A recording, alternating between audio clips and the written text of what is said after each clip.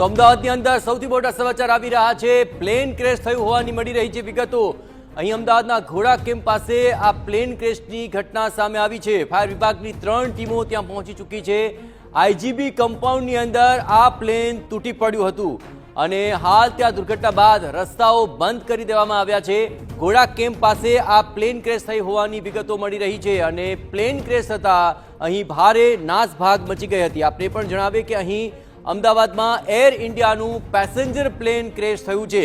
અત્યારે વિગતો મળી રહી છે તે અનુસાર આ દ્રશ્યો જે સામે આવી રહ્યા છે તેમાં અત્યારે પ્લેન ક્રેશ થયા બાદ ઊંચે સુધી ધુમાડાના ગોટે ગોટા જોવા મળી રહ્યા છે। ફાયર વિભાગની 3 ટીમો ઘટના સ્થળે પહોંચી ચૂકી છે। તો પ્લેન ક્રેશનો મામલો આવી રહ્યો છે સામે। અહીં આઈજીબી કમ્પાઉન્ડની અંદર એર ઇન્ડિયાનું પ્લેન ક્રેશ થઈ ચૂક્યું છે। આ પ્લેન તૂટી પડવાને કારણે દૂરથી પણ આ ઘટના માટેના જે ધુમાડાના દ્રશ્યો છે તે સામે આવી રહ્યા છે। દુર્ઘટના બાદ ત્યાં થોડો સમય માટે તો નાસભાગ મચી ગઈ હતી।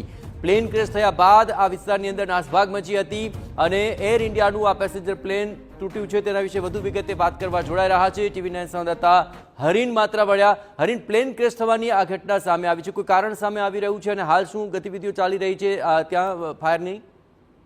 બિલકુલ કોઈ પ્રાથમિક જાણ સામે ન થયું, પરંતુ જે પ્રમાણે અહેવાલ મળી રહ્યા છે કે અદાણી એરપોર્ટ ખાતે જે છે એર ઇન્ડિયાનું પ્લેન ક્રેશ થયું છે અને ફાયરની ટીમ અને પોલીસની ટીમ છે તે ઘટના સ્થળે પહોંચી છે। ખાસ કરીને જે પ્રમાણે માહિતી મળી રહી છે અને અત્યારે જે રીતના સમાચાર છે કે આ પેસેન્જર પ્લેન હતું અને ત્યાં છે તે ક્રેશ થયો હોવાની માહિતી સામે આવી છે। જોકે સિવિલ હોસ્પિટલની વાત હોય, મેઘાણીનગર વિસ્તારની વાત હોય, એરપોર્ટ તમામ જગ્યાઓ પર જે છે ધુમાડાના ગોટા પણ જોવા મળી રહી છે। અત્યારે જે છે ખૂબ ફાયરની ટીમ છે ત્યાં મોટા પ્રમાણમાં છે ત્યાં પહોંચી પણ રહી છે અને શું માહિતી છે કેના કારણે પ્લેન ક્રેશ થયું છે તેને લઈને પણ હવે વિગતો છે તે મેળવાઈ રહી છે। જી બિલકુલ હરીન, ખાસ કરીને આસપાસનો જે વિસ્તાર છે તે સમજવાનો પ્રયત્ન કરીએ। જે વિસ્તારમાં આ પ્લેન ક્રેશ થયું છે શું ત્યાં રહેણાંક વિસ્તારો છે અને કોઈ નુકસાનના સમાચાર આવી રહ્યા છે? સતર્કતાના ભાગરૂપે શું તજવીજ હાથ ધરાઈ રહી છે?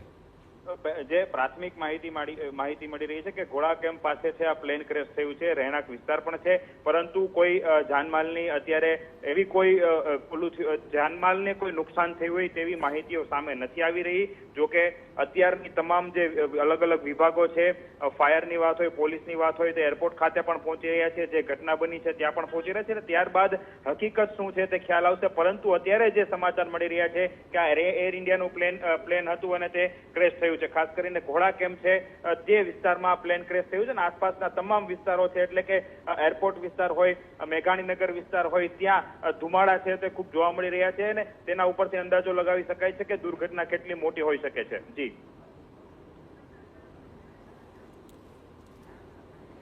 બિલકુલ હરીન, તમામ ગતિવિધિઓ પર આપ નજર રાખતા રહેજો। તો દ્રશ્યો આપ જોઈ રહ્યા છો, આ રહેણાંક વિસ્તારની અંદર ધુમાડો પ્રસરી ગયો છે। અચાનક જ એર ઇન્ડિયાનું પ્લેન અહીં કોઈ કારણોસર ક્રેશ થઈ ગયું, પરંતુ કયા કારણોસર ક્રેશ થયું તેને લઈને હવે તપાસ બાદ ચોક્કસ